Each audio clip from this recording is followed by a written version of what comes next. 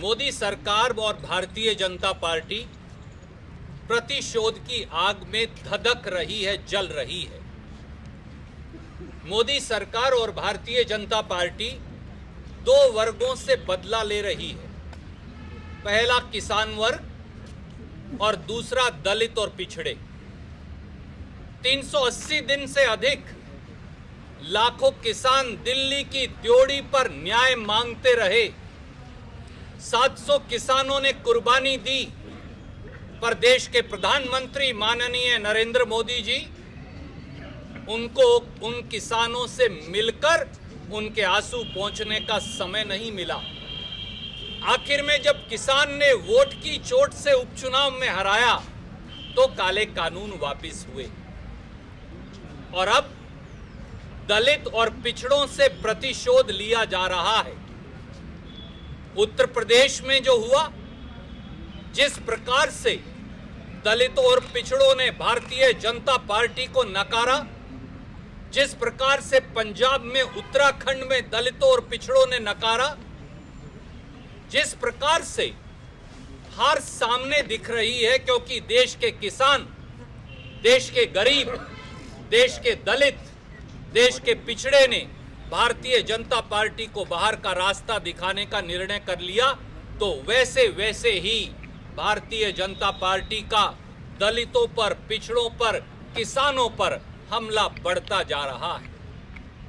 और पंजाब में तो अभी भारतीय जनता पार्टी ने अपना कैंपेन ही शुरू नहीं किया, पर भारतीय जनता पार्टी का इलेक्शन डिपार्टमेंट, ईडी, जो एनफोर्समेंट डायरेक्टरेट नहीं, मैं कई बार आपको बता चुका, उसका नाम अब बदलकर इलेक्शन डिपार्टमेंट रख दिया गया है, वो अब पंजाब में आ गया।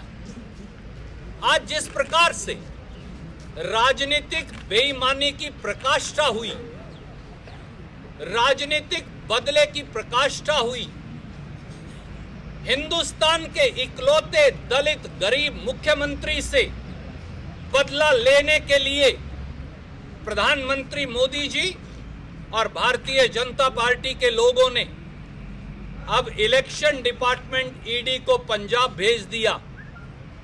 किसी पुराने 5 वर्ष पुराने मुकदमे में जिसका चन्नी जी या उनके परिवार से कोई लेना देना भी नहीं, उसके अंदर झूठी संलिप्तता के माध्यम से ये अपने आप में दिखाता है कि बदले की भावना, प्रतिशोध की भावना गरीबों, दलितों और हिंदुस्तान के इकलौते दलित मुख्यमंत्री के खिलाफ भारतीय जनता पार्टी के मन में धधक रही है। केस है क्या दोस्तों? केस है कि कांग्रेस की सरकार के समय 7 मार्च 2018 को एफआईआर नंबर 26 पुलिस स्टेशन राहो, जिला नवा शहर में दर्ज होती है माइनिंग एक्ट के तहत। उसके अंदर चन्नी जी के किसी रिश्तेदार का नाम नहीं, चन्नी जी के परिवार के किसी सदस्य का नाम नहीं। एक व्यक्ति जिसका नाम है 34 एक्यूज्ड के अंदर, उसका नाम है कुदरतदीप। चालान पेश हो जाता है, केस मुकदमा चल रहा है, चालान के अंदर कुदरतदीप की भूमिका ही नहीं दिखती। आज ये कहा जा रहा है कि ये कुदरतदीप की दोस्ती या जान पहचान भूपेंद्र सिंह हनी नाम के 28 साल के नौजवान से थी। वो नौजवान जो अपनी पढ़ाई पूरी करके वापस आया है। भूपेंद्र सिंह हनी सरदार चरणजीत सिंह चन्नी जी की साली का बेटा है, भतीजा है। पर भूपेंद्र सिंह हनी का तो कहीं एफआईआर में नाम नहीं। मैं आप सबको, पत्रकार मित्रों को जानता हूं, तो कल आप में से या मुझ में से अगर कोई जुर्म कर दे तो क्या आप सब पर भी एफआईआर और ईडी की रेड हो जाएगी? ये कौन सा मापदंड और तरीका नया है? तो इसलिए जब कुछ नहीं मिला, जब राजनीतिक तौर से सारी चीजें खंगाल ली और एक गरीब दलित युवा पंजाब के मुख्यमंत्री सरदार चरणजीत सिंह चन्नी के खिलाफ कुछ नहीं मिला, तो इस प्रकार के उल जलूल, बेतुके और बचकाने इल्जामात लेकर भारतीय जनता पार्टी मैदान में आई। और साथियों, आजकल खूब नूरा कुश्ती चल रही है। मोदी जी और केजरीवाल जी में। जब 10-15 मिनट के लिए काफिला रुक जाता है प्रधानमंत्री जी का, तो प्रधानमंत्री की डिफेंस में कौन कूदता है?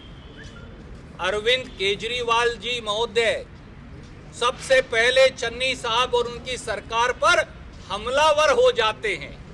दिल्ली के मुख्यमंत्री अरविंद केजरीवाल मोदी जी की डिफेंस में खड़े हो जाते हैं। और आज जब ना चन्नी जी को मालूम था, ना पत्रकारों को मालूम था, ना अखबार नवीसों को मालूम था कि ईडी की रेड होगी, तो ईडी की रेड होते ही पहला बयान किसका आया? माननीय अरविंद केजरीवाल जी का। लगता है मोदी जी के आजकल डायरेक्ट हॉटलाइन अरविंद केजरीवाल जी से मिली हुई है। दोनों मिलकर पंजाब में, उत्तराखंड में और गोवा में नूरा कुश्ती खेल रहे हैं। एक नाजायज काम करता है और दूसरा उसे सही बताता है। अगर किसान आंदोलन कर रहे थे तो फिर उन किसानों के आंदोलन को नाजायज बताकर चन्नी सरकार पर हमलावर अरविंद केजरीवाल होते हैं। आज भी ईडी अगर अनाप शनाप रेड कर रही है, बेतुकी, बचकानी, बेबुनियाद, तो सबसे पहले अरविंद केजरीवाल हमला बोलते हैं। परंतु पंजाब और पंजाबी और पंजाब के हमारे भाई बहन 3 करोड़ से अधिक ये जानते हैं कि केजरीवाल जी और मोदी जी की नूरा किश्ती के मायने क्या हैं। वो इस झांसे में आने वाले नहीं। और मोदी जी, एक बात जान लीजिए, कांग्रेस के अनेकों नेताओं पर गुजरात से लेकर और दूर उत्तर पूर्व तक आपने अनेकों बार ईडी और सीबीआई और इनकम टैक्स और सीबीडीटी इस्तेमाल करके देख ली, परंतु हम ना डरने वाले, ना दबने वाले, ना झुकने वाले। नरेंद्र मोदी जी ने हमला बोला है दलितों के अधिकारों पर, दलितों के सम्मान पर, गरीबों के अधिकारों पर। भारतीय जनता पार्टी और अरविंद केजरीवाल जी को यह हजम नहीं हो रहा कि कैसे एक दलित नौजवान सरदार चरणजीत सिंह चन्नी के तौर पर पंजाब के मुख्यमंत्री की कुर्सी पर बैठ गया। परंतु ये जनता है, 3 करोड़ पंजाबी जो फैसला करेंगे, फैसला वही होगा। और इसलिए ये जान लीजिए कि किसानों, दलितों, गरीबों, पिछड़ों पर भारतीय जनता पार्टी, आपको इन वर्गों ने नकार दिया है। और कितना भी आक्रमण करें और सुदृढ़ता से ये सारे इस देश के गरीब, इस देश के कामगर, इस देश के मजदूर, इस देश के किसान मजबूती और दृढ़ता से सामने खड़े हो जाएंगे। आप लोगों के मीडिया द्वारा सर्वे एक ही बात है उल्लेख कर दी कि सबसे अगर किसी की लोकप्रियता है, सबसे पॉपुलर अगर कोई पंजाब में है, वो चरणजीत सिंह चन्नी। भारतीय जनता पार्टी और नरेंद्र मोदी जी की सरकार पंजाब से कितना देशपूर्ण रवैया रखती है वो भी पूरी देश अच्छी तरह से जानता। किसान आंदोलन के वक्त पंजाब और पंजाबियों को दबाने की कोशिश करी गई, बदनाम करने की कोशिश की। कई तरह के हथियार जो आज हम ईडी के तौर पर देख रहे हैं वो इस्तेमाल किए गए, पर पंजाब और पंजाबी और पंजाबियत मजबूती से खड़ी।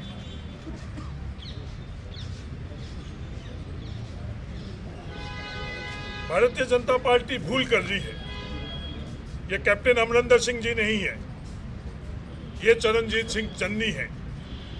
ये चरणजीत सिंह जी चन्नी को डराना और मिटाने का जो प्रयास कर रहे हैं, ये उनकी बड़ी भूल है। चरणजीत सिंह चन्नी मजबूती से पंजाब के लिए खड़े हैं।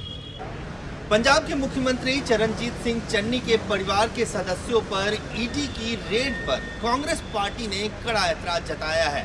कांग्रेस पार्टी की तरफ से तीखी प्रतिक्रिया देते हुए पंजाब के प्रभारी हरीश चौधरी और प्रवक्ता रणदीप सिंह सुरजेवाला ने बीजेपी के ऊपर ईडी के जरिए दबाव बनाने और कहीं न कहीं पंजाब को बदनाम करने की साजिश करने का आरोप लगाया है। पंजाब के प्रभारी हरीश चौधरी का कहना था कि आज देश में सबसे लोकप्रिय मुख्यमंत्री चरणजीत सिंह चन्नी है और ये बीजेपी और आम आदमी पार्टी बर्दाश्त नहीं कर पा रही है, इसलिए अब चरणजीत सिंह चन्नी के परिवार के सदस्यों पर ईडी से रेड करवाया जा रहा है।